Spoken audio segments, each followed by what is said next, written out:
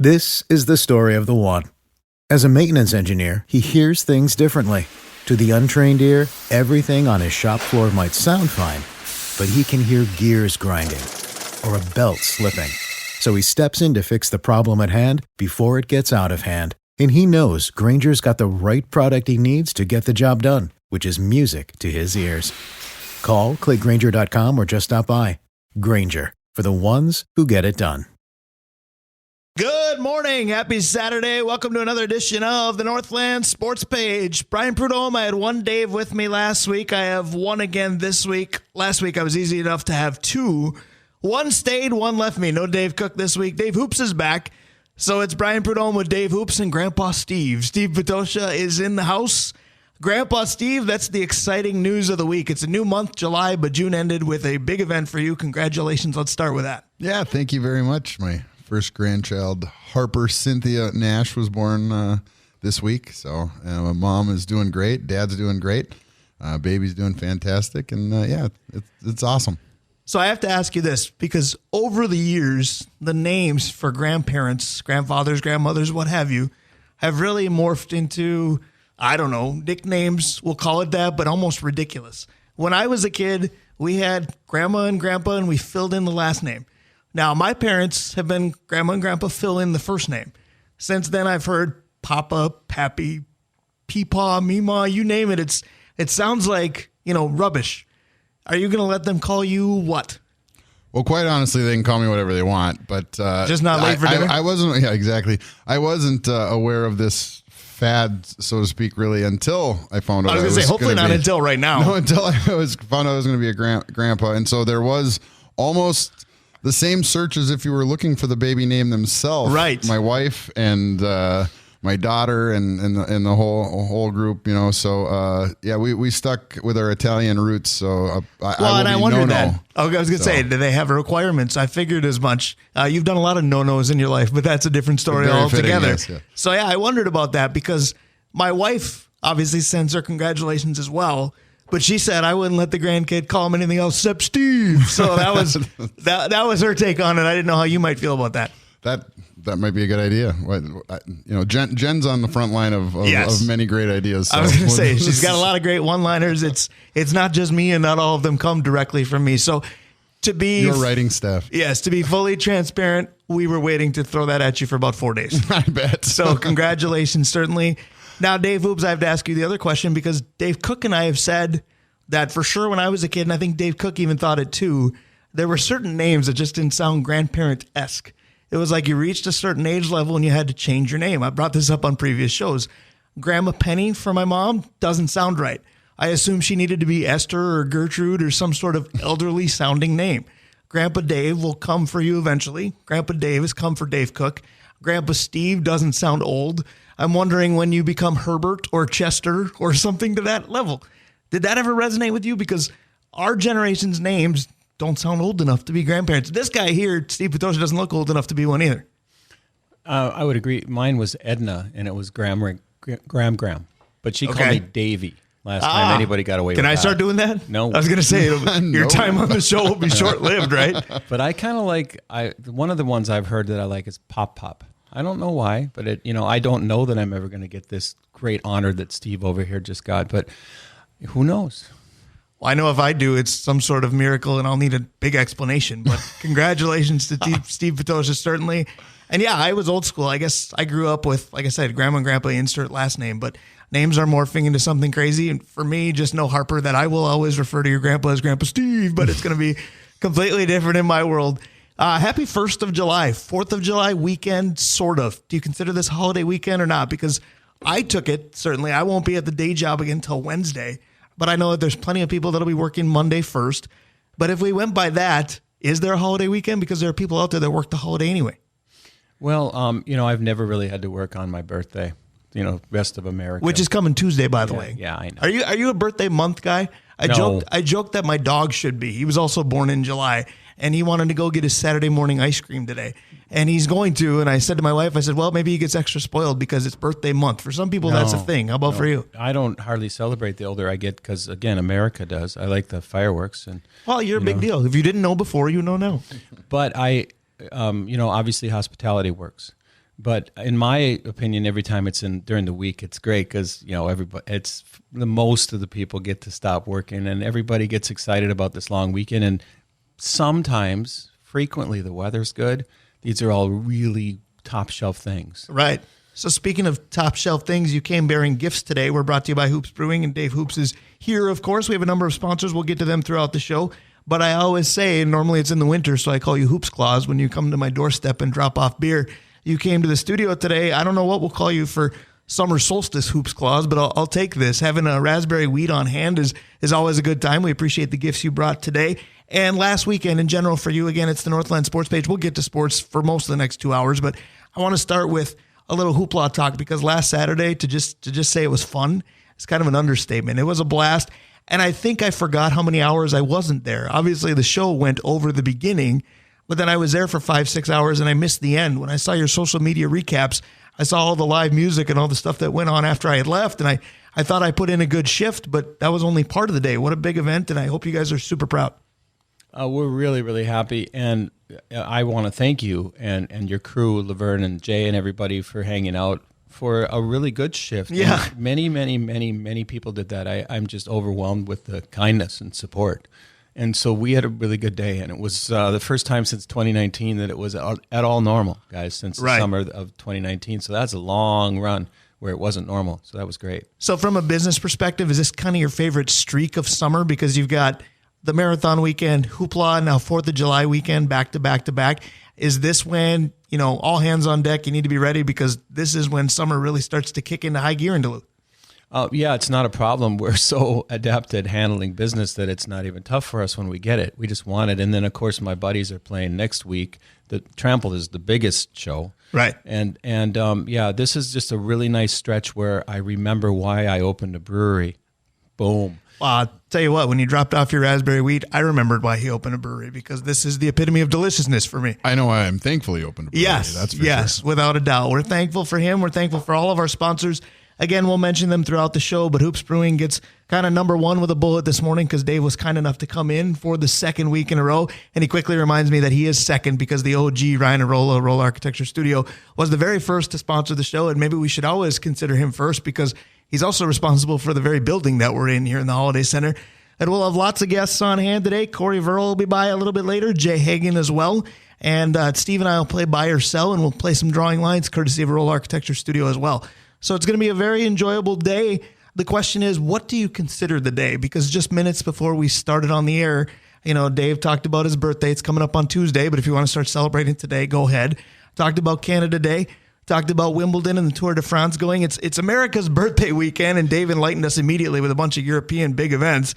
But then at the same time, you and I early this morning were talking about it's Bobby Bonilla Day. Bonilla Day, if you ever needed financial advice, go get it from Bobby Bonilla. He hasn't played in how long, and he's still collecting how much. Right. He's my hero. It's unbelievable. And he's got another 13, 14 to go. So God bless you, Bobby Bonilla. Can you imagine if he would ever sign with the Twins? I mean, cheap bleep pole ads is the mantra. Would he get $3 right now He'd from the probably Twins? still be in the top 10% of their payroll. That's for sure. Right. We'd still not be signing people and then pointing to Bobby Bonilla as to why, right?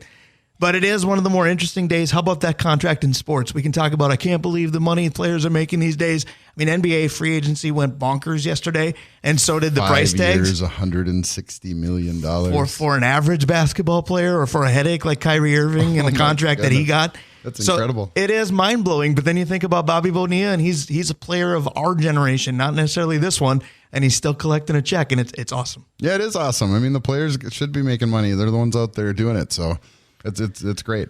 Absolutely. So Bobby Bonilla might literally be living the American dream to still be cashing checks long after he's hit the field on the diamond. We're going to talk about American dreams today. We're going to do a lot of things in honor of the 4th of July weekend. Again, whether you consider it that or not, being that it's just the first, and some folks have to work Monday, some folks have to work Tuesday, what have you. But Dave Oops, you mentioned that you love the fireworks, whether it's truly in honor of your birthday or not. And I told you earlier this week that, I like the fireworks as a theme for today because I think in sports, we talked a lot about explosive players or explosive potential, and I think of fireworks and I think of explosive. So I want to talk about who on the current rosters for our big four teams do we think can kind of explode in terms of their coming out party for their career. Then there's the other side of it. And in Minnesota sports, we got a lot of those players that we're still hanging on to going, but they're going to be good, or they are good, I promise you. And maybe that career is already up in smoke. So it's going to be interesting to see if we take the low-hanging fruit. I know Steve's got a cup in front of him, so go ahead and take a sip because I said low-hanging fruit. But I want to see if we take those today with the players that we're still leaning on and shouldn't be. But there is reason for excitement too. So there are those players. Question is, which one of the 4 teams do you want to start with? Well, I think we start with the Timberwolves because I think that's probably the low-hanging fruit itself. And it probably is. I wonder if people are willing to go away from said player, because if I had to give a hint to who I think most people would say, I would just say meow, but I wonder if that's who it is or not.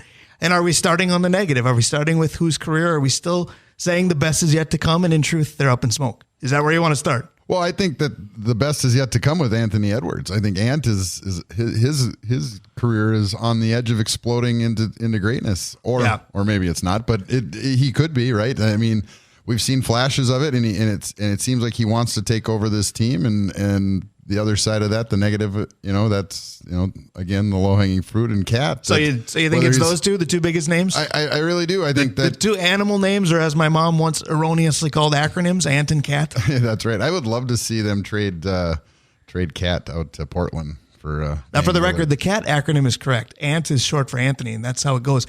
I didn't take Edwards because I think you're right. I don't think the best has been seen yet, but I think he's already exploded. I think if you don't know who Anthony Edwards is, even if you're outside of Minnesota, you kind of swung and missed. I took Jaden McDaniels.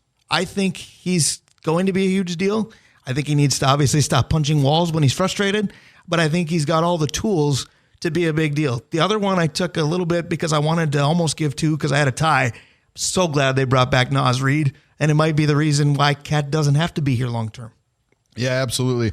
I think that's a huge signing because we didn't know if he wanted to be here because he was willing to, take a off the bench. Right. I thought there'd be a ton more money out there for him somewhere else. I did too. And so that is huge. And I think that does give them a little bit of flexibility to maybe move Cat if they need to.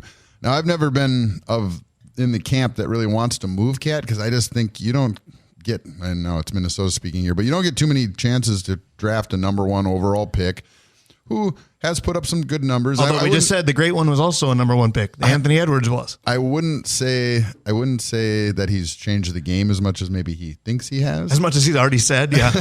But I do think that he's a top flight player, or potentially could be. That potential is still there. Whether it's I think waning, it's there. I think totally, it's one of those where he may become the NBA's David Ortiz as far as Minnesota's concerned, and we'd have to deal with that.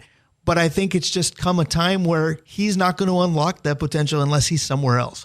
And maybe he becomes terrific, and maybe Dan Barrero has a field day because we didn't need him, and that's his favorite mantra. But so be it. I think you've seen what you're going to see out of Cat in Minnesota. I hope desperately that I'm wrong. Now, I want to go to Dave Hoops on this topic, starting with the Wolves, because first of all, I said at the outset that, having one Dave is always kind of my safety net, whether it's Dave Cook or you. And last week was the jackpot because I had 2. Now, today you're in here. Dave Cook is not. He's traveling. We hope he has a wonderful weekend. But you've kind of become Dave Cook a little bit because you've got written lists galore in front of you, which is something I don't do, and Steve never gets here early enough to do. So what do you have on the Timberwolves side of things? Well, my guy was Naz Reid, which I agree with you. He was the guy, based on what we're talking about, that if he can start hitting those ridiculous threes, that they're really not ridiculous. He's decent at it. But for a big, it's eye-opening. Well, and, Cat can stop maybe. But, I'm not that high on Cat, so I'm kind of with you. Although Steve's point a minute ago about, being a great pick and possibility, he's too inconsistent with his behavior, I think, right, mentally. But anyway, I think Naz was a great signing who, I hate seeing these guys get $40 million a year, but okay, maybe the Wolves can to come win. off the bench. Yeah. Role players are loaded. But you know what that is? And hockey folks like yourselves maybe don't want to hear this, but it's a sign of NBA revenue going way up because you can throw these contracts out. NBA is very much an American, well-known sport because, quite frankly, it's the cheapest. You need a ball, shoes, and a hoop. Well, that, and you can market it all around the world, correct, right? I mean, correct. It's like soccer, again, you need a ball and a net, right? So you can market it, although soccer hasn't taken off in the United States as it has around the rest of the world. Basketball has, taken off around the rest of the world, and, we see that with, China, and look at the first overall pick this year coming out of France. So, right. We're just going to call him Wemby. We're going to save Dave Cook the effort.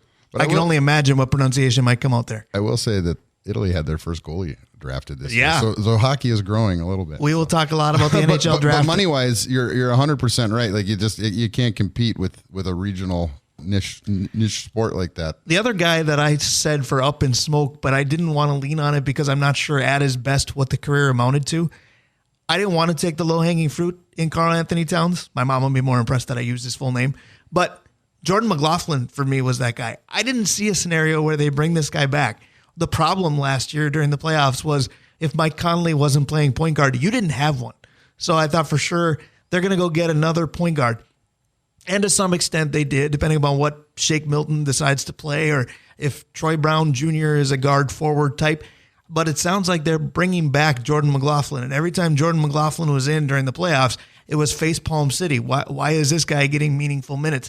But I couldn't say his career's gone up in smoke because I'm not sure anybody ever ignited it. Right. I'll finish mine. Go ahead. Because it's we rudely interrupted you. Go ahead. No. But the other one, I'll sip your beer while you speak. I like Newell quite a bit. Do you? I do, and I think. But here's my smoke. You guys are gonna love this. Rudy.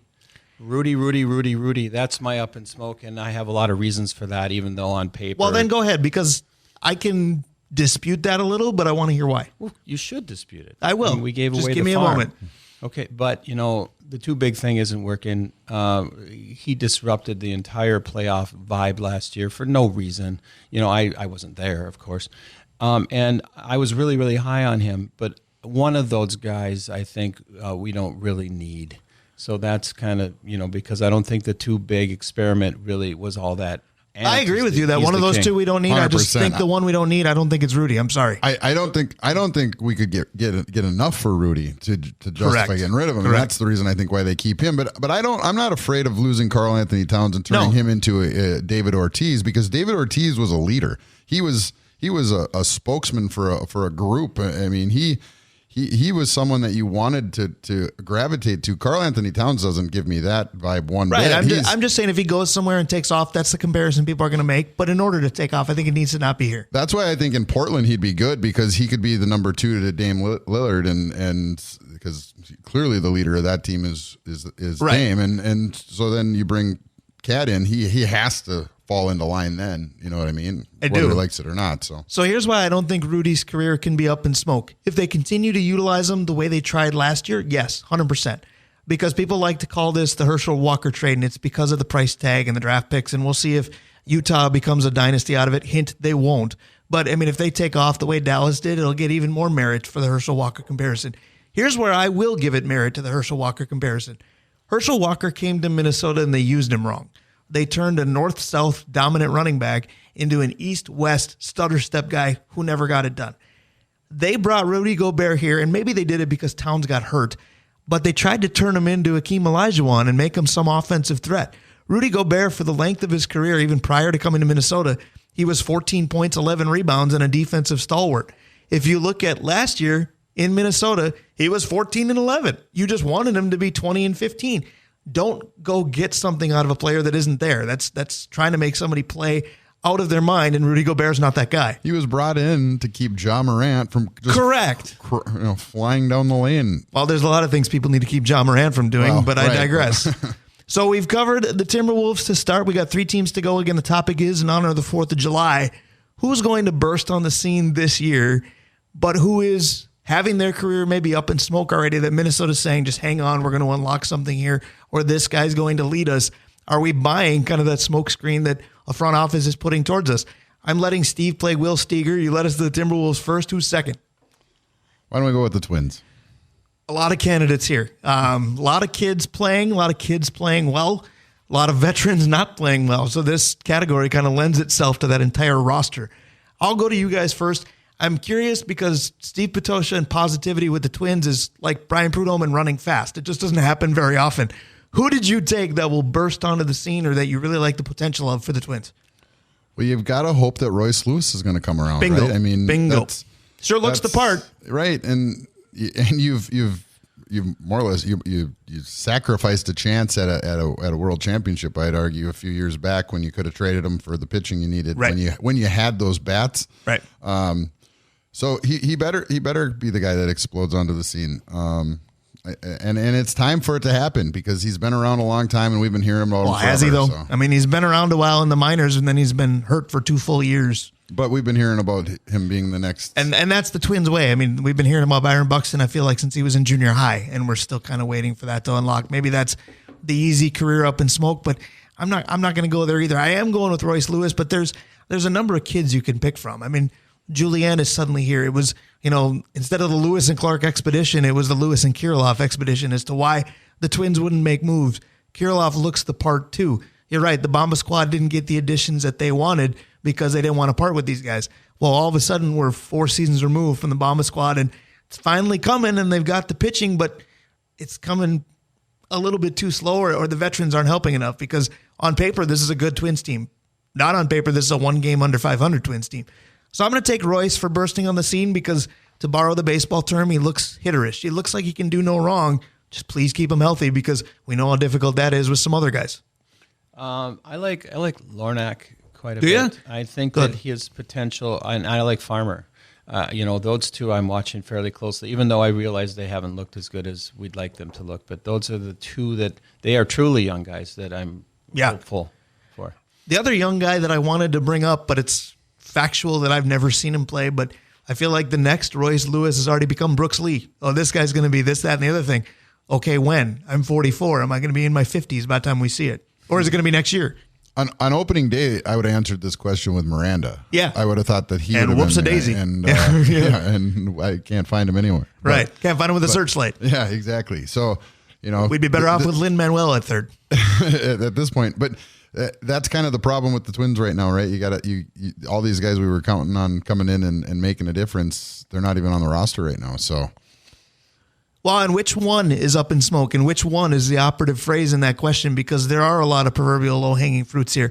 Correa's underachieved. I do think he'll figure it out.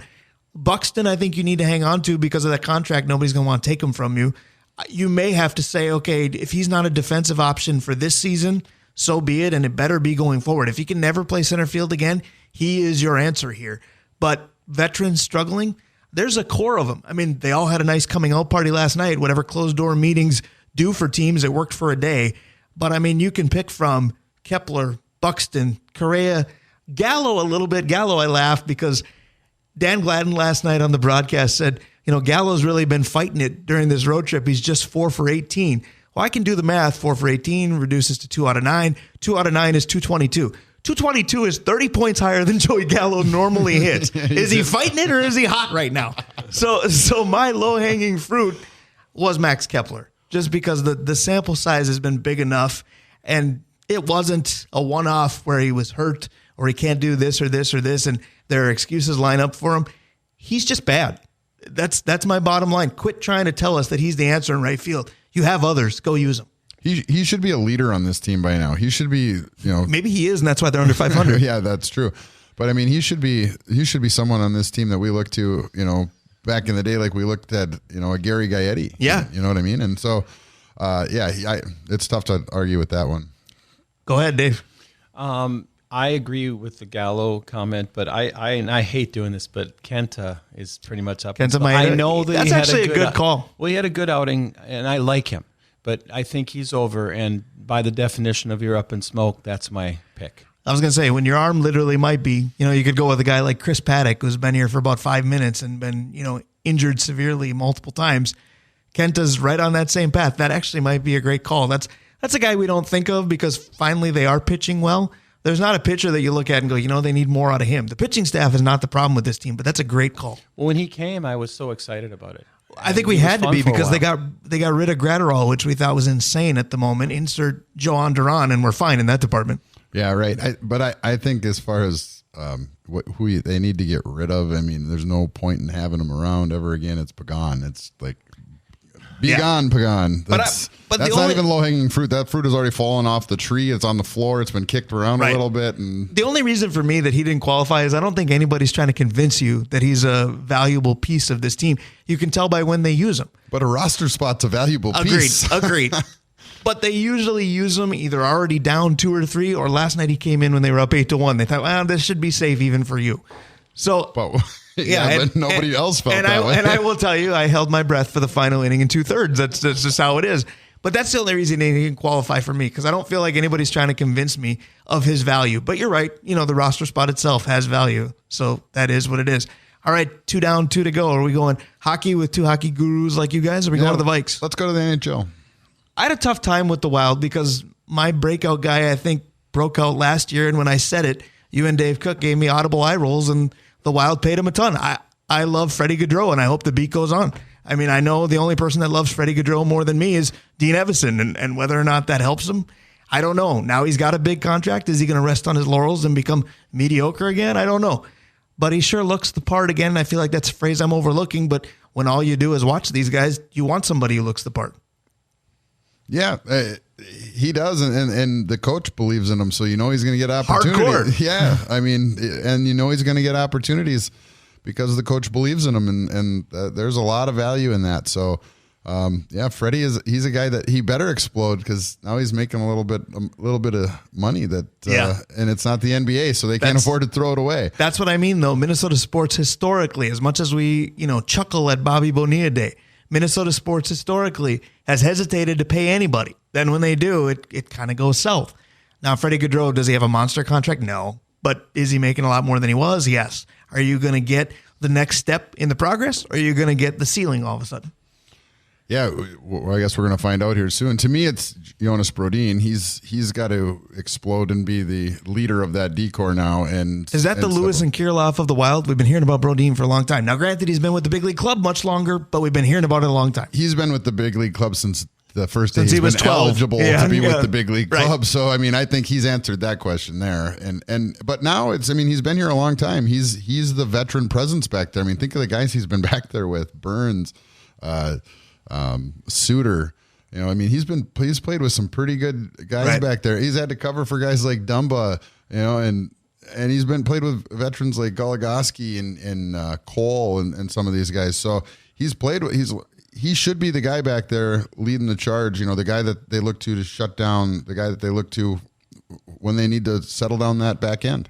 Who's due for a firework-like Wild explosion? Can the Sharks fan in you find one? Well, I can, but, I'm going to reference the Sharks here. Brodin is unfortunately the Marc-Edouard Vlasic of the Wild. That's a good comparison, and actually. That's not going to cut it.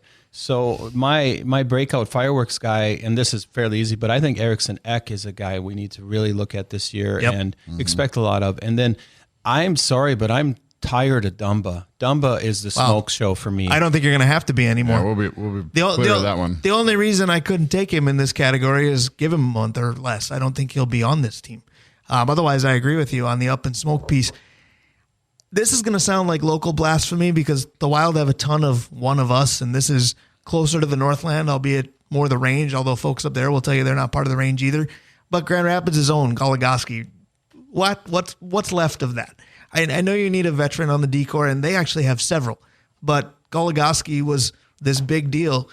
To me, it's the Roger Dorn of the Minnesota Wild. I wish we had him 4 years ago. It's one of those things where you're trying to kick the tires, but there's so much tread. I don't know what you have left. Yeah, I mean, you're talking about the value that he brings with just his experience at this point, I think. But we'll see coming out of camp whether or not he's in the lineup at all or he's even on this roster. I mean, he was in and out a lot last year, and it's tough to pay guys money when in salary cap leagues when they're not playing a lot. So, that's a good one as far as who's going to be around. I love the Eriksson Ek one for the explosive because I think we saw if he's healthy, we saw that in the playoffs, Yep. right? I mean, we saw that last year in the playoffs how important he was to that team. They couldn't win faceoffs and they couldn't kill penalties, and that's two things that he is a rock star at. So that's huge. I just don't believe in Rossi. I think I don't know if he's gonna. I mean, it's tough to give up on him because he's so young and it's so new, but I just don't think we're ever going to see him. Changing the pronunciation of his name, see if that helps. Yeah. To me, I think that he's the one that's going to be that's going to go away. Are we crazy that none of us mentioned Flower? Aren't we trying to be told that we're going to get vintage Marc-Andre Fleury and it's not there anymore? It's the Gus Bus. We're all riding it. Right. Oh, no. He's not like Wah. He's a nice person. We're going to root for him. Well, I'm going to root for everybody that puts the sweater on if the hockey gurus prefer that term over jersey or uniform. But I still think we say, we got HOF in the nets. We do, but he's hanging on a little too long, and he's been scrutinized plenty too. I remember when we got him, they got hot right away, and you and I texted back and forth. This is what happens when you have a front office that's dedicated to winning. That lasted a week. Yeah, the presence of having the winner in the room, I think, is a lot what he's there for right now, and to try to get some of the younger guys in that room that into the right mindset of what it takes to win. And I think that's kind of really what the culture that Billy Guerin's been trying to build in that organization. And I think Dean does a good job of illustrating Billy's message. And I think bringing in guys like Flower has been just to reinforce that. But I think now that time has passed, you should have that message should be into enough guys that you've got in your organization now that you can probably move on from Flower. And we'll see. It's all about timing and contracts and league years. So we'll see what happens here. Today is free agent day. Yeah. It's going to see if that goes as bonkers as the NBA did. I know the price tags won't, but will the player movement go as crazy? There was, rumors galore, and we'll see how many come to fruition. We'll close with the Vikes, and it's a good time to go public with this. I've been waiting until you and I would be in the same studio again. We're going to talk some Vikes today, and come this Viking season, you and I are going to talk a lot of Vikings on these airwaves. We're going to have an additional Viking postgame show, kind of a show to be named later. We haven't agreed on a name yet, but come Sundays after Vikings Fan Line, you can get more of a Northland Fan Line extended with Steve Patosha and myself. So don't be surprised if we hit up Dave Hoops for a little Hoops Brewing sponsorship there too. I'm in. There you go. On-air production meeting is done. So we'll close with the Vikes. Who's due to explode and whose career is up in smoke already? I'm going to start with mine because we're behind schedule, so I'm going to try to keep us moving. I'm wondering if Pitt could have named this, because every time we talk about the Vikings offense, I man-crush the heck out of this guy. It's KJ Osborne for me. He showed signs time and time again. I know Addison's there, but Adam Thielen's not. KJ Osborne is still the one with some seniority. Outside of JJ and Hawkinson, he's got to get a ton of room to roam. Take advantage. Yeah, you're right. This is his time to get put up or shut up right now. No doubt. Because he's talked a lot before. No doubt. This is it. And so if you don't, then to me it's Addison, because if a team that has zero defense, in my opinion, and needs nothing but help on the defense to build a defense, when you've already invested money in JJ, you've already invested money in Hawkinson, you're now going to invest a top pick in a third option at best on your offense, not to mention the $80 million a year you're paying your quarterback. To me, if Addison doesn't come in and become a factor and explode, then the whole thing's a mess. So that's the guy who has to. I'm going to turn to Dave Hoops, and I'm going to guess. You're a huge Alexander Madison fan. Is he your guy due to explode because he's RB1 all of a sudden? He is, but I'm not going to make him do, because he's going to. He was already a great receiver, and he's going to be fine. I think, to Pitt's point, our D, Brian Murphy, that pickup, he's, Byron Murphy, yeah. Yes, he needs to be better than he was even when he came here, and he was a name a little bit. I'm looking at him really closely as a fireworks guy. How about up in smoke? Because if I had any faith in the defense, I was going to take Brian Asamoah, because that's my other man crush on the defensive side of the ball. But I don't know what they're going to do, and I'm afraid they don't either. So I didn't take anybody defensively to explode, because I'm just not certain of any of it. I am certain of this. The up in smoke for me is Jordan Hicks. They got rid of Eric Kendricks, and I understood it completely. But the way that the linebackers played, and whether it was Ed Donatel's system or not, that will be discovered here during this coming season. But the way the defense played, I would have gutted the linebacking core. How Jordan Hicks is still on the team, I don't understand. Yeah, I'm with you, and that would have been my pick too, but I know that doesn't make for good radio, and I know that's who you were going to pick, right? Shockingly. With our but we never agree, right? Yeah, right. Yeah. So, but I am going to say that it's Ingram on the offensive line. If he doesn't, first of all, you invested a big pick in him, a number 2 pick or a second round pick, and you gambled on his background. Yeah. And so if you got a team that's going to do that, you better come in and perform. And I just don't think he did as a rookie. What do you got up in smoke? You're the eternal optimist, so I have a hard time believing that you have a negative take on a Viking, but here we go. Well, it doesn't count, but obviously Delvin Cook went up in smoke. There you go. That's haha. True. But I put James Lynch in D. You know what I mean? Yeah. That's a up in smoke pick that I think he's being paid too much. I don't think we need him. I don't think that the guy has got it. So Dave Hoops is here. We're going to talk to him more about Hoopla from last week. We're going to talk some beer. I'm going to sip some too. Judge me accordingly. We got Raspberry Wheat in studio. Brian Prudhomme, Steve Patosha, Dave Hoops. That's our Firework Up in Smoke tribute 4th of July weekend. You're going to hear a very American theme to a lot of the music today. Stick around. We'll be right back. This is the story of the one. As head of maintenance at a concert hall, he knows the show must always go on. That's why he works behind the scenes, ensuring every light is working, the HVAC is humming, and his facility shines. With Grainger's supplies and solutions for every challenge he faces, plus 24/7 customer support, his venue never misses a beat. Call quickgrainger.com or just stop by. Grainger, for the ones who get it done. And welcome back to the Northland Sports Page. Brian Prudhomme, Dave Hoops, Steve Patosha. Dave Cook is not in today. He is traveling. And we wish him the best. Happy 4th of July weekend to everybody. Again, apologies if you take offense to that, if you got to work Monday or if you got to work Tuesday, but we're celebrating America's birthday and Dave Hoops' birthday a little bit early. They happen to be the same day. Dave Hoops and Hoops Brewing, one of our illustrious sponsors, Aurora Architecture Studio, OAR Holdings of Duluth, Justin May of Messina and Associates, Kraus Heating and Cooling, Advantage Emblem and Screen Printing, Sammy's Pizza, the Blackwoods Group, Avenue 45, Mount Royal Bottle Shop, Stewart's Bike Sports and Trophies, Pure B Resort, Kohler Toyota, and Kohler Hyundai. And, of course, our newest sponsor continues their great introductory run. That's our friends at Comfort Systems. Sign up for a service appointment online. Simply mention you heard it on the Northland Sports Page. You will receive $20 off that appointment. You do it all at ComfortSystemsDuluth.com. So we are very happy to have that sponsorship family. Dave Hoops, you were very adamant during the break that we must remember you were second, but you've been a big part of growing the list, too. Oh, yeah, but I want to be first in on this Vikings thing. You two are going to slay. There, I did it again. Yeah, 2 weeks in a row. He's bringing, no cap, he's bringing all the hip vernacular to the show itself. That's mint. That's what also I wanted. That's Steve brought us back to the 90s where we belong. Yes. Nice. Absolutely. So again, recap Hoopla. I hate to do, rear view mirror type news because you missed maybe the greatest, beer event of June. I'll give All Pints a nod for July. That's coming up at the end of this month, but a blast last weekend. And now that you can reflect on 6 full years, what'd you think of last Saturday? And what do you think of the brewery right now as a whole? Because my goodness, man, what a community location that is. I saw people from all walks of life that I knew, and I spent the day going, oh yeah, I forgot you knew Dave too. Or, duh, everybody enjoys good beer. No wonder you're here. Well, like we talked about a little bit earlier, the outpouring of community support is overwhelming. And a lot of really good things are happening, a lot of things that are going on with us being such a promote the family-friendly. We sell a lot of non-alcoholic stuff as well, even though we're very, very serious brewers. Yeah.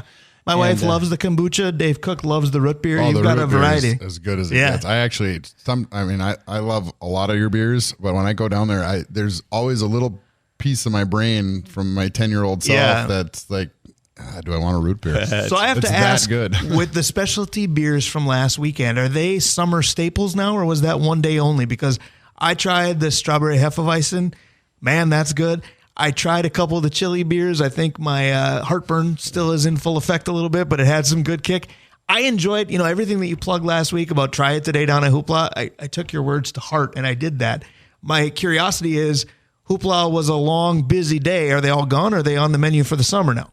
Well, a few of those are reoccurring: strawberry hef, pineapple chili, and so right now we do have a little bit of that Mexican lager with sea salt and lime on, and then we just released yesterday peach and pear, which is a huge That's favorite. never bad, right? And so Mr. Finn Hoops is in town here for the next 10 days, so we brought a brand new batch of pale ale out, and his Finn's Finest is still pouring. But all the other one-day beers went away, and they were very popular. So I got to give big props to the brewing crew, who is second to none. It was awesome. The entire day was a blast. You mentioned that Laverne Hagen and Jay Hagen and myself had a great time. We had the Nygaards with us. Bob had a good time. He loves local breweries, even if he doesn't think certain shows are local enough. He seemed to enjoy himself. Certainly, it was a great day for everybody. I know Dave Cook does these fabulous questions whenever we do your segment, and I had a few going through my brain this week to see if I could do kind of my Dave Cook impersonation and rack your brain a little bit. And I came up with a few, but now we had such a good time in the first segment, I'm gonna minimize and say I've only got time for one. I'm gonna keep with kind of the American patriotism, 4th of July type theme. My question to you both is, who is the greatest American athlete that you ever witnessed in person? Oh, I love that question. I can't wait to see what Steve says because, well, I was going to say he's older than me, which is not at all true. That was me. He's older than me. No, I'm way older than Steve. But he's a grandfather, and neither you or I can say that. So, gentlemen, I had season tickets to the Sharks, of course, which is really an important thing, but also to the Warriors during the Run TMC time when they weren't any good. Yeah. So I saw... So that's Timmy Hardaway, Chris Mullin, and Mitch Richmond, right? I saw every NBA player we're seeing, and I saw Mr. Jordan at least 6 times. So you did. This is a no-brainer question, even more important than Gretzky. It's a long conversation, but Michael Jordan. See, and for me, I never saw Michael Jordan in person, so I couldn't have him on the list. I wanted to, but I had to say, who did I see in person? I'll go to you first, Pitt. Okay, so honestly, the best athlete I've ever seen, and you guys are going to think I'm crazy, but not only did I see him, I got to coach him for a couple of years, was Jack Conley. Really? Jack Conley, as amazing of a hockey player as he was as good of a soccer player. He was as good of a ping pong player. He was as good of a basketball player. You put any sport in front of Jack Conley, and he will kill it. Now, I know it's not the reminiscent of Steve Potosha that way. Really nice. The one guy, time he too. tried basketball, he almost killed me. Go ahead. I mean, I know he's not a NHL or NFL Hall of Famer, but he was a Hobie Baker winner. I'm just telling you, no matter what it took, if it was athletic ability, he could nail it. And the best part of all of that, his brother, Chris, an absolute fitness freak, will tell you that Jack is cut like a bag of milk. So it's not like he's some workout warrior. He's not Dave Hoops in his marathoning shape. Here. When he was at his height of an athlete, he was not like he was out there training he probably was. Don't get me wrong. I don't want to discount anything Jack was doing, but I'm just telling you, natural athleticism, as good as it gets. So I had 3 that came to mind, and the difficulty was picking one. The first one was kind of a know your audience, and I thought, well, Hoops would love this if I go with him, but I didn't see this person in his prime. I saw him because there's a seniors championship tour. Andre Agassi is always one of my favorites, and I think the athleticism that tennis requires is through the roof, to be honest. So if I had seen Andre Agassi at, say, age 25 or 35 rather than well above it, I probably would have said him. Because of when I witnessed it in person, that prime was long gone. That championships tour is kind of meant for humor as much as it is performance. It was a great time, one of the best times I've had in the Target Center, but I don't think I saw prime Andre by any stretch. Also in the Target Center, I did see LeBron, and I thought, this guy's as good as advertised. Can I put aside the fact that I don't care for him much and still say it's the best athlete that I've ever witnessed? He would probably be a close second. Then I had to realize that 2 times in the Metrodome, I saw Bo Jackson do both sports beyond excellent. I saw him play the outfield for the Kansas City Royals. I saw that cannon of an arm. I saw him go deep, and he did things that you just went, whoa. And then I did see a Vikings-Raiders game with Bo playing running back, and maybe you didn't go, whoa, because you hoped that the Vikings could contain him a little bit. But my goodness, watching Bo Jackson try just about anything. You could put Deion in that same group, but I think Deion was a hell of a football player that happened to dabble in baseball. Bo wasn't that. Barring the catastrophic injury, Bo would have been great at both of them for a long time. Bo was my favorite when I was in junior high and high school. I mean, that guy was everything. The Bo Knows commercials, all that. It was one of my favorite baseball cards is a black and white with Bo wearing football shoulder pads, hoisting a bat over his shoulders too. Yeah. I think it was a Donruss card, and I think the other reason I like that card is this is back when you get the Beckett issues every month. I think it was worth like $50. So when I was 10, $50 was a hell of a lot of money too. I think that I wish this was Bo Day and he was getting paid, but I need to jump in. I did have Giants tickets too when I lived there, so I got to see Deion in person play baseball. He did pretty well. Deion growing up was one of my favorites too. I mean, it's tough, those two going back and forth. And Tony Mackey, I mean, is there a bigger Deion Sanders fan than our mutual friend Tony Mackey? No doubt. That guy lived for Deion. My favorite Deion moment, and this is 100%, I don't know if I've ever used the phrase thankful that I have a disability, but in this particular scenario I was.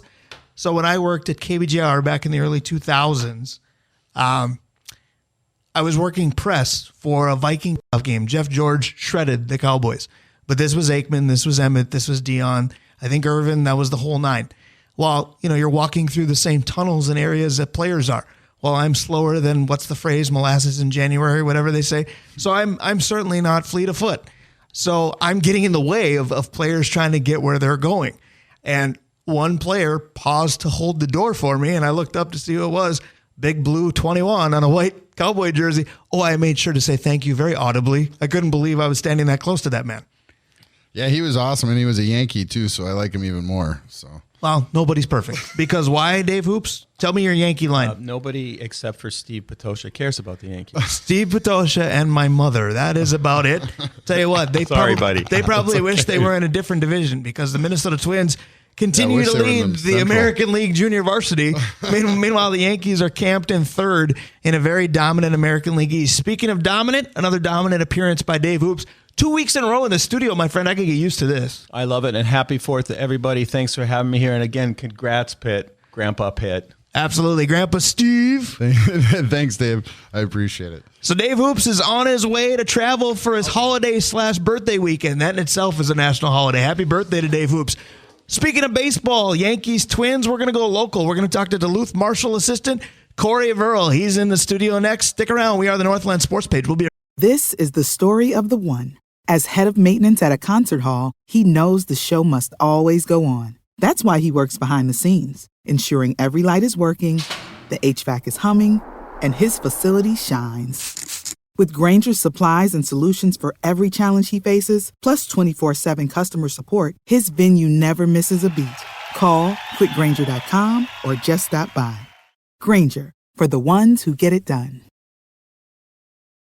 Right back. A little American Made brings me back to my childhood. Judge me accordingly. There was a time at a very, very young age I loved the Oak Ridge Boys. Brian Prudhomme, Steve Patosha, now joined by Corey Verhel. Corey Verhel's resume is a lengthy one in the world of sports. We'll let him disclose that later on. I could call him Duluth Marshall assistant. I could call him hockey official. I could call him classmate at Barton Sutter's English classes at UWS.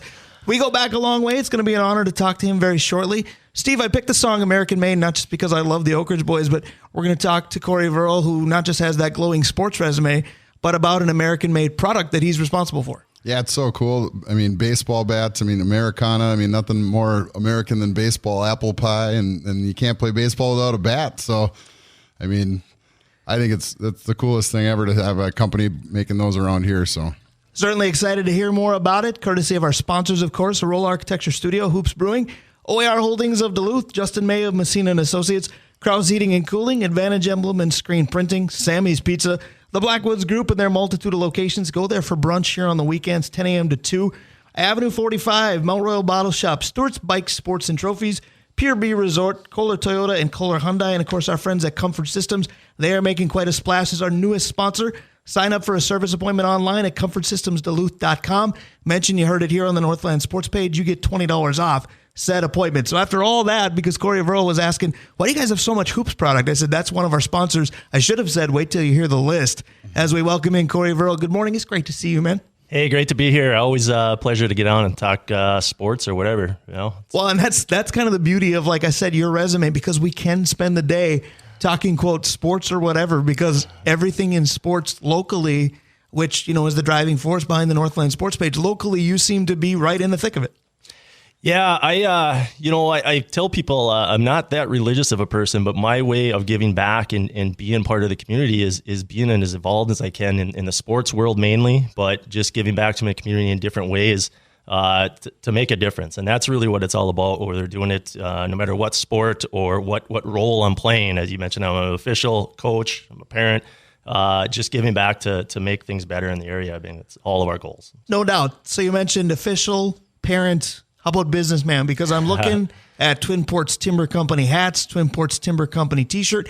Thank you for the hat, by the way. Steve Patosha and I are making out of here with a haul between beer and hats so far. Pressure's on Jay Hagan as he's in about 15 minutes. And now I'm looking at one of the bats. Oh, this thing is beautiful. So Twin Ports Timber Company obviously is a bat manufacturer here in the Twin Ports. Talk to me about how this came to be. When did this come to mind as, hey, I got a business venture that I'm going to embark on? Well, I'll go all the way back. So my business partner and I, Joe Gingerelli, we grew up about a block and a half away from each other. We just love wood bats. We're all both baseball guys. Everything we lived, ate, slept was baseball. So it was a childhood dream, right? And we never knew where life would take us or when we'd reach this point. But we got to a point last summer. He had actually started the concept before, maybe, 4 or 5 years ago. just couldn't get off the ground. We decided to pick it up this last fall. This thing is sweet, by the way. Radio's not a visual medium, but it's been a long time since I've had a bat in my hands, and this is incredible. Yeah. So it's really ready to go to batting cages after this? Sorry, Corey, go ahead. No worries. It started as a really fun hobby. Hey, can we do it? Let's just make bats. We'll make bats for ourselves, for our friends, for the kids we coach, that type of thing. And then it's really taken off. It's been a lot of fun to make these, to play around with them. Just think about, those little childhood dreams that you can actually make into a real business, and where, we really feel like we hit $50,000 in sales in 6 months, nice. not too long ago. Congratulations. So we're making dents in selling to a lot of different groups. So it's they all like our product, obviously. And there's just a lot of different things that we could do with wood baseball products. No question. So you are the second person in this business that I've ever known. The first was Brad Scott. If you know him from up at Mesabi Range, that area. Him and I got to know each other when JoJo was playing for UMD, and I was the play-by-play guy for basketball. So when I got to know Brad, I asked him this question. I'm going to ask you the same thing. When you watch a baseball game and you hear, oh, that broken bat's going to die a hero, it's a doink base hit to center, or, shattered his bag, grounded back to the mound, are you going, oh, business opportunity? Is there something special about a bat, or something special that goes into making a bat? Or, how does that go in terms of the best quality product there is? Yeah, the crack of the bat. I think everybody loves it. I mean, you think about this, college baseball players use aluminum bats all year long, right? Everything they play in the summer is wood bat. Yeah. It's not only what you need to train with, what makes you a better hitter, it's what you need to do to get to the next level, is be a good hitter with a wood bat. But everybody loves the crack of the wood bat, right? We just had what we call the Lakeview Classic. We were a sponsor of this of the tournament this last. It was actually a Monday, Tuesday, Wednesday tournament. Little different concept to kind of avoid some hotel costs and get some teams up here. But it was wood bat, and it was the first time we went to that. But everybody loved it. We gave each team a bat. The sound of wood bat baseball, the competitiveness of it. You bring small ball into the game. I mean, everything surrounding that just makes the game better, and I think people like that. So you mentioned selling to different groups. Are there age groups that should be more in tune to this, because wood bat maybe doesn't become a thing until you reach a certain age? Or if there are parents out there that has a kid who's, say, 8, 9, and they have, wood bat aspirations and big baseball career aspirations. I mean, obviously, I'm a smaller guy, or at least small in strength, certainly. An 8-year-old is going to be lifting a different bat than Steve, you, or I are. How much variety in age groups do you have? A ton of variety. There's youth bats all the way up to what we would say, professional models. The model I gave you right there has an ink dot on there. Which I dropped already, but familiar with that. But to be able to sell to professionals and be able to meet that standard of wood product, you have to show the ink dot, and the grains have to be straight, all of that type of thing. There's a different level. So that would be our top model. But what we say, and what we talk about to a lot of coaches, and we, myself and Joe, have been coaching youth baseball and high school baseball for a long time.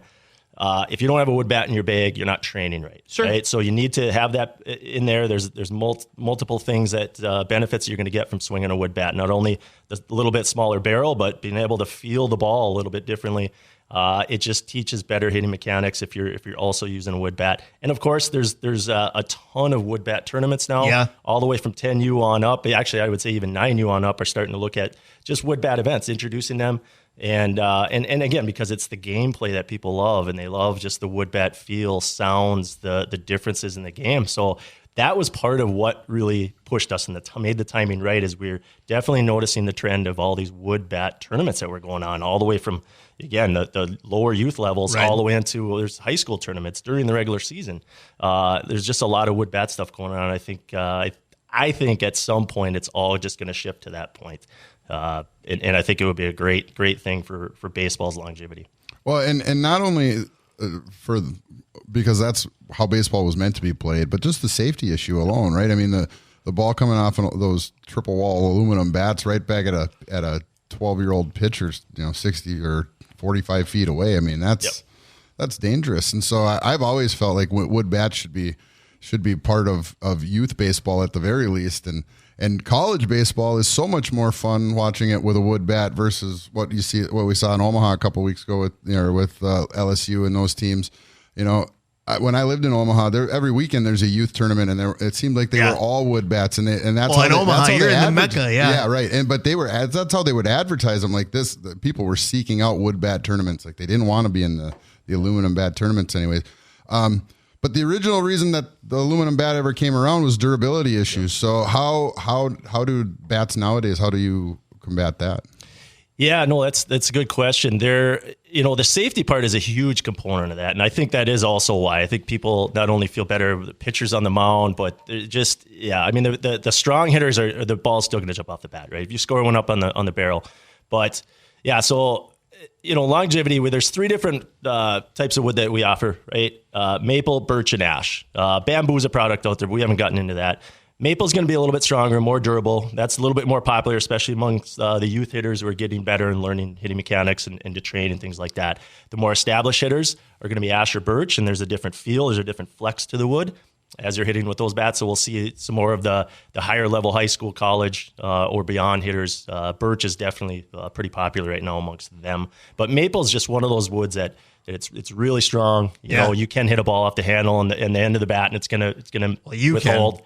Well, but yeah, so what I think a lot of bat companies, we're not the only ones popping up, but they're trying to figure out what, to combat the aluminum bats and the warranties that they'll have and things like that. And we basically offer a 90-day warranty. If you end up breaking one like that, we'll work with you and replace that bat one way or another. But it's tough, right? Because there's some user here and there. But it's, again, if people are training the right way and putting wood bats in their hands at a younger age, they're going to become more proficient hitters. The tools out there, we'll say, are just that much better these days. I think you wanted to get into some of that. But wood bats are a great start. So part of me wants to continue talking to Corey Verhel, my friend and sports aficionado, but part of me needs to be a responsible journalist too. So folks out there listening, Twin Ports Timber Company is your new go-to for bats. Where can they find you? What kind of costs are they expecting? And I'm also doing this for my co-host because Dave Cook called me about 20 minutes before we got started today. And he said, ask Verhel how much I can expect to pay for a bat because I'd like to put one up in the office. So there's that too, making the, work from home mantra look better. I may do the same. We actually, we're kind of still maybe at the tail end of grad season, right? Okay. And you have senior baseball players at the end of their senior years. I don't know how many we did, maybe close to 100 trophy bats, we'll call. And those, they're 109 for a trophy bat. It basically customize it whatever colors you want. Typically we're doing like school colors or whatever they're affiliated with. And yeah, whether we're doing it, I made one for my kid, right? Put it up on the wall for his graduation. He just graduated this year, was Denfeld maroon and gold. That went quick. And yeah. So there's Not a lot that of I have to tell you that, but go ahead. Yeah. So trophy bats. We have a training bat package. We just did for the Proctor Baseball Classic, a youth tournament up there. I don't know what the team count was, but I think they had 12 divisions. We made mini bats for them. Okay. So there's just a lot. We sell to females. We sell to, my daughter's a big fast pitch player. There's a lot in the area. We're starting to sell training bats to more females. Nice. Cam bats, one hand swinging bats. There's a variety. So twinportstimber.com has all of our bats, apparel. We're adding more products as we go. I actually just gave Pitt one of our fungos that we just produced for Duluth 709 baseball, gave all the tournament team coaches. It's got a little different handle on it. It's a puck knob, which is becoming more popular. It just balances out the bat a little bit differently, and a lot of not only regular bats, but fungos, which we sell a ton of to coaches. It's becoming a popular model as well. That's excellent. So I'm going to Vikings press conference this in time for 2 more. One of them is going to be, you talked about, we do want to explore the nuances of the game now versus when we were kids. I know I spent the bulk of our phone conversation yesterday justifying to you, I swear we're not that old. But in baseball terms, we are. You mentioned if you don't have a wood bat in your bag, you're not training properly. How is training differing as a guy who's an assistant coach now than maybe it did when we were kids? Is there still the old school tactic of teaching to spray the ball and use the whole field and inside out swings, or is it all launch angle, exit velocity? Because baseball's changed. Pitt will tell you he's lost some interest in baseball because it's not the baseball he grew up watching. Have you had to adjust that way, or is it now, well, I'm going to have the vintage player because they're going to stand out because people aren't doing it? So every kid, back in our day and today, nothing's any different. They're always going to emulate the professionals. They're always going to emulate the levels above them to learn and see. And I don't think that happens as much. I don't think there's many students of the game. I think there's definitely a difference there. But there are ways of seeing, professional baseball, college baseball. I mean, there's so many resources out there. There's so many YouTube, and Instagram, and all these different social media sources. I mean, they're seeing so much baseball, but it's not always the best things. It's not always those little things that the game used to, really pound into you before you started, swinging for home runs and doing all these different things. So I think there's a slight difference there. Kids have all these different things, and they actually probably learn from video games more than they do, from watching baseball. They don't watch baseball enough. And I think, so assistant coach at Marshall, and we talk to our kids all the time who watched the baseball game last night. Could have been the Twins, could have been a college game, could have been whatever, right? Yeah. A couple Only arms me. go up, arms go up, and they're, Larry, what'd you see? What play do you remember? And so they kind of remember, kind of don't. So it's just different. Everything is so structured for kids these days. Pitt is a high school coach, like they don't do as much on their own because they sometimes don't have time, or there's so many different other things going on, and they have other things in their lives. It's not on their calendar. Yeah. I mean, quite honestly, that's Literally in their Outlook calendar, Yeah. or their Google one, and that's what you get them for, and that's so. But I will tell you what the difference is. Today's athlete is just different in athleticism, size, and strength. It doesn't mean that all the athletes in our day are were different in that sense, but we didn't strength train the same way they do now. I mean, there's many high school kids that are just they're seeing the benefits of it. And just the way they're measured now, and they know what it takes now. There's just more knowledge out there. The resources these today's athletes have and the way they can train is entirely different than it was. Yeah. We used to do it on the sandlot baseball field. Yes, we did. Play boot hockey in the streets or going in rink ratting, which kids still do. But there's just a different way they go about it to get to the same place. And those are some of the differences. But I would agree with that. So my last question is opening Pandora's box at bad timing, because we are behind. So I'll say we have a minute or two left, because we probably don't even have that, but I'm going to allow it. So I have a high school coach and an official with me. And you and I talked about this on the phone a little bit yesterday. The Orono hockey situation was discussed ad nauseum this week by media market du jour. And I said, I'm not going to do it because there's nothing I can say about it that hasn't been said. And I'm heavy on the ad nauseum part, enough already. But at the same time, we've had Jim Karnas, Darren Sheldon, different officials talk about shortages. You've talked about how busy life's become. You've got a business now. You're a parent. You're a coach. You're starting to kind of phase out of the officiating game too. We need the generation underneath us to start to come and do it. You said, well, part of that parent situation is part of the problem. I'll give you the floor to kind of pitch why younger kids should want to give back like you did. Yeah, no, so it felt it over the years as far as where and when or how new officials are getting into whether. So I've been a longtime hockey official in I think my 13th year of refereeing football as well. If I think what needs to be, because there can be so much negativity around what they see, and they see some of the negative things on social media and so the bad situations, right? I think what they need to understand is the benefits of what you get out of officiating, how it can make you a stronger individual on top of being around the game a little bit longer, a game that you hopefully love and want to be a part of. And those are the things that can, thicker skin, just handling situations, because officiating more than anything else, more than just applying rules, is game management. And if you can get good at game management, you can be a great official, even if you're still learning, all the rules and how the game is played and the flow and all that type of stuff. But that's what it teaches. And I think that's what we need to surround or talk to younger officials or anybody actually of any age about getting in and giving back to officiating, because obviously the need is there. Outstanding. There's so much I could learn from you and so much fun conversation we could have. Let's please do this again. I'm more than happy to talk more about Twin Ports Timber Company. I really enjoyed seeing you. Hour number 1 is in the books. Please come back and join us again.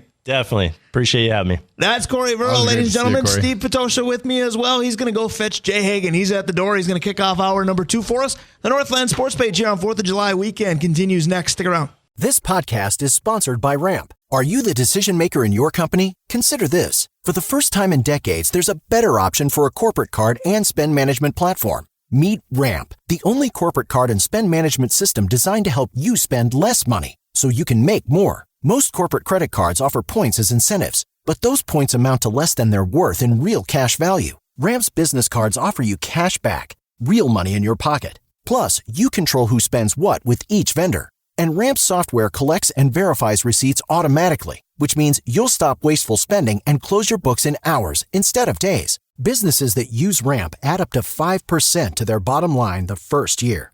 If you're a decision maker, adding Ramp could be one of the best decisions you've ever made. And now get $250 when you join Ramp for free. Just go to ramp.com/easy. Ramp.com/easy. RAMP.com/easy. Cards issued by Sutton Bank and Celtic Bank, members of FDIC. Terms and conditions apply.